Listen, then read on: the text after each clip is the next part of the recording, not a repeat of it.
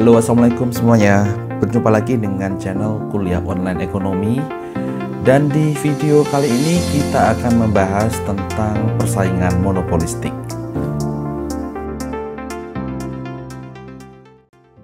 Di video sebelumnya kita telah membahas dua jenis pasar, yaitu pasar persaingan sempurna dan juga pasar monopoli.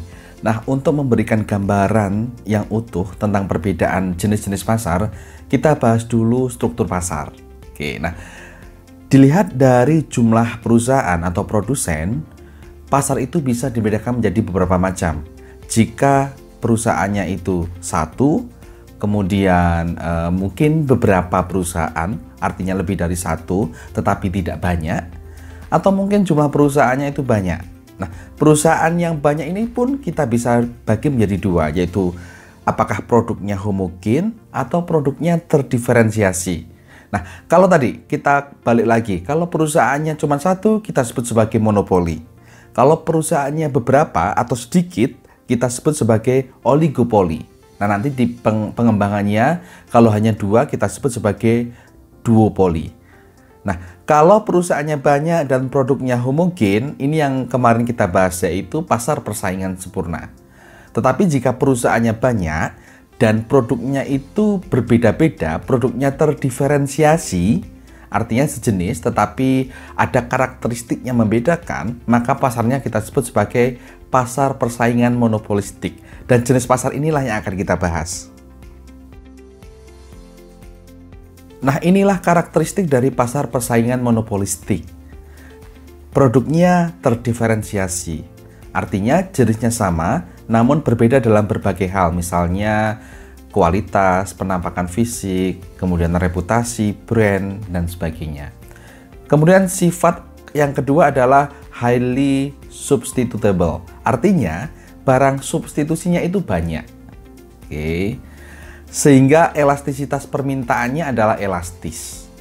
Oke. Kemudian karakteristik selanjutnya adalah free entry and exit. Artinya ini mirip dengan karakteristik dalam pasar persaingan.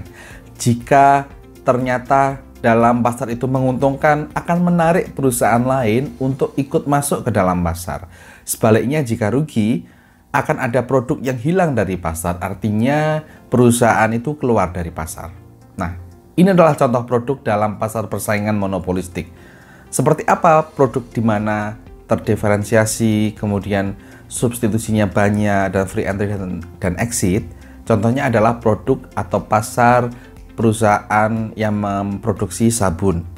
Oke. Sabun mungkin bermacam-macam, oke, sabun mandi bermacam-macam. Tetapi ini berbeda-beda, baik dari fisik, kualitas, brand, dan sebagainya. Kemudian ada deterjen, pasta gigi, deodoran, novel, film, obat-obatan, dan sebagainya. Artinya perusahaannya itu banyak, tetapi produk yang dihasilkan itu tidak homogen. Tidak seperti di pasar persaingan, tetapi produknya adalah terdiferensiasi. Inilah karakteristik dari pasar persaingan monopolistik. Nah, sekarang kita akan membahas bagaimana equilibrium di pasar ini. Masing-masing perusahaan dalam monopolistik itu akan menghadapi kurva permintaan yang elastis. Tadi kita sudah bahas. Nah, perusahaan itu akan berproduksi saat MR sama dengan MC. Oke. Dalam jangka pendek itu memungkinkan adanya profit. Namun dalam jangka panjang profitnya itu akan nol. Kenapa? Karena tadi ada mekanisme free entry dan exit tadi. Nah, saat perusahaan itu menghasilkan profit, akan menarik perusahaan lain ke dalam pasar sehingga menggerus share perusahaan, sehingga menurunkan permintaan. Oke. Dan sebaliknya, mekanisme ini akan menyebabkan profitnya menjadi nol. Jadi persaingan monopolistik ini karakteristiknya ada sebagian yang mirip pasar persaingan dan ada sebagian yang mirip pasar monopoli. Oke. Saat karakteristiknya adalah dalam jangka pendek ada profit, dalam jangka panjang profitnya nol, ini mirip pasar persaingan. Oke, sebaliknya kalau bagaimana memproduksinya itu saat MR sama dengan MC, ini mirip dengan pasar monopoli. Dalam jangka pendek, karena perusahaan itu memiliki produk yang terdiferensiasi, artinya dalam tanda kutip itu berbeda, maka kurva permintaan yang dihadapi adalah downward sloping. Oke, kita lihat di gambar adalah DSR. Nah, dari DSR ini kita bisa menentukan MR, dan perusahaan akan berproduksi pada level MR sama dengan MC. Oke, titik potongnya kita tentukan, kita tarik ke bawah. Inilah kuantitas di equilibriumnya, kuantitas keseimbangannya, berproduksi pada level HSR. Dan harganya kita tarik ke kurva permintaan, kurva DSR, dan harganya di PSR. Nah, kita lihat di sini, P lebih besar daripada MC. Ada monopoli power di sini. Dan dalam jangka pendek, perusahaan itu bisa memperoleh profit sebesar area yang berwarna kuning. Kita sudah mempelajari profit adalah selisih antara P dikurangi AC dan kita kalikan dengan kuantitas. Sekarang kita akan membandingkan pasar persaingan monopolistik dengan pasar persaingan sempurna. Ada inefisiensi dalam pasar persaingan monopolistik. Nah, gambar di atas ini adalah keadaan keseimbangan jangka panjang di pasar persaingan sempurna. Yang di bawah adalah pasar persaingan monopolistik. Dalam jangka panjang kedua pasar sama-sama mempunyai profit 0. Kita lihat. Oke. Di mana keseimbangannya P sama dengan AC sehingga profitnya adalah 0.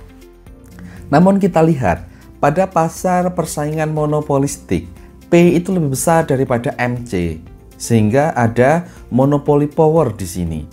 Monopoli power menyebabkan apa? Menyebabkan adanya deadweight loss. Deadweight loss berupa daerah yang berwarna kuning.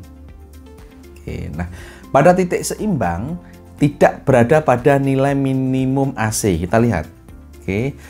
Di pasar persaingan monopolistik, keseimbangannya AC-nya bukan berada di titik minimum, sehingga ada excess capacity di sini. Inilah yang kita pertimbangkan bahwa pasar persaingan monopolistik itu ada inefisiensi. Nah, pertanyaannya adalah, apakah pasar persaingan monopolistik itu adalah suatu hal yang buruk sehingga perlu diatur atau dihilangkan? Tidak. Kenapa? Karena monopoli power yang dihasilkan oleh pasar persaingan monopolistik ini relatif lebih kecil dibandingkan dengan pasar monopoli. Nah, yang kedua, walaupun ada deadweight loss di sini, tadi kita sudah bahas, ternyata konsumen itu diuntungkan dalam bentuk apa? Dalam bentuk produk yang lebih beragam. Sekarang kita latihan soal. Misalnya di pasar persaingan monopolistik ada N perusahaan. Nah, masing-masing perusahaan itu mempunyai karakteristik sebagai berikut. Demand-nya adalah H sama dengan 100 per N dikurangi dengan P, dan total cost-nya 50 ditambah H kuadrat. Kita diminta untuk yang pertama menentukan harga dan kuantitas keseimbangan dalam N, kemudian kita disuruh menentukan profit dalam N, dan kita disuruh menentukan dalam jangka panjang berapa sih perusahaan yang ada di dalam pasar. Oke, kita hitung.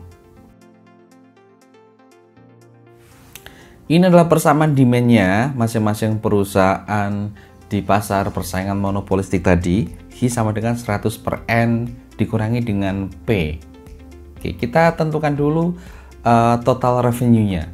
Total revenue adalah perkalian antara price dengan quantity. Price-nya kita ganti dengan persamaan permintaan, inverse dari persamaan permintaan. Maka P-nya sama dengan 100N min Q, kita kalikan dengan Q, maka TR-nya adalah 100 Q dibagi dengan N dikurangi Q kuadrat. Di sini kita bisa menentukan marginal return-nya, MR-nya adalah turunan pertama TR terhadap Q, yaitu 100N min 2Q.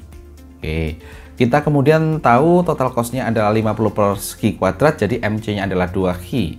Keadaan seimbang, tadi kita sudah membahas MR sama dengan MC, kita dapat Q sama dengan 25 per N dan P sama dengan 75 per N. Oke, kita sudah dapat jawaban yang pertama. Profitnya berapa? Profitnya adalah selisih antara total revenue dengan total cost, maka profitnya seperti ini.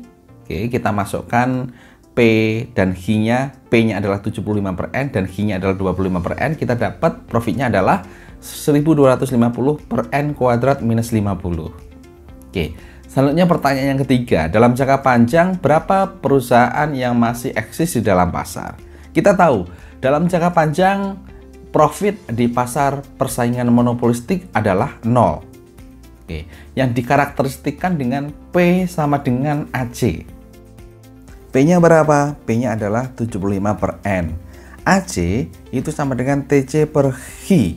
Maka AC itu sama dengan 50 per Hi ditambah Hi. Kita ganti Hi-nya dengan 25 per N. Jadi kita memperoleh persamaan P sama dengan AC, 75 per N sama dengan 2N ditambah 25 per N. Jadi kita memperoleh N sama dengan 5. Jadi dalam jangka panjang, jumlah perusahaan di dalam pasar adalah 5 perusahaan.